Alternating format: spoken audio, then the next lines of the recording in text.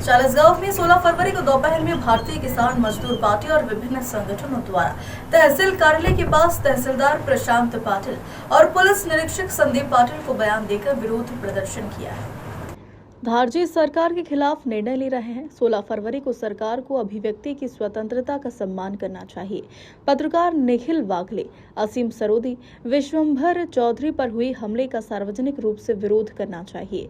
स्वामीनाथन समिति की सिफारिश के अनुसार 100% उत्पादन के आधार पर किसानों को 50% लाभ देने का कानून पारित करना चाहिए।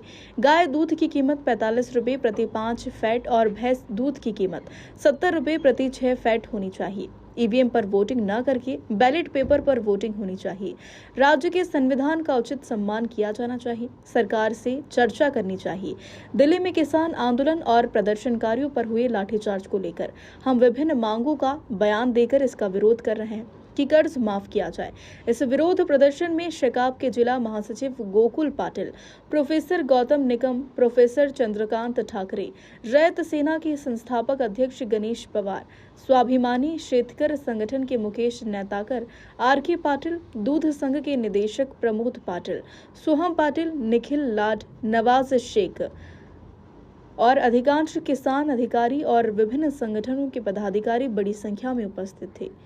जलगाव से भीमराव कोचुरे की रिपोर्ट।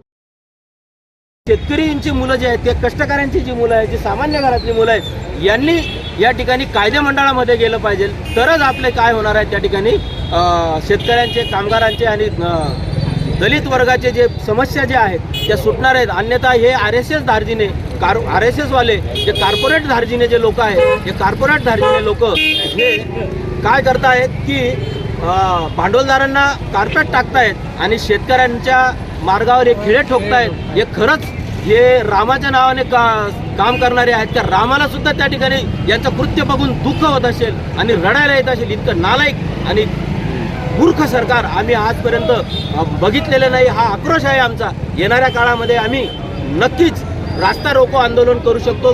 गरज पडल्यास आम्ही जेल भरो आंदोलनही करू, पण मोदी सरकारच्या विरोधात आमचं काम कंटिन्यू चालू असणार आहे।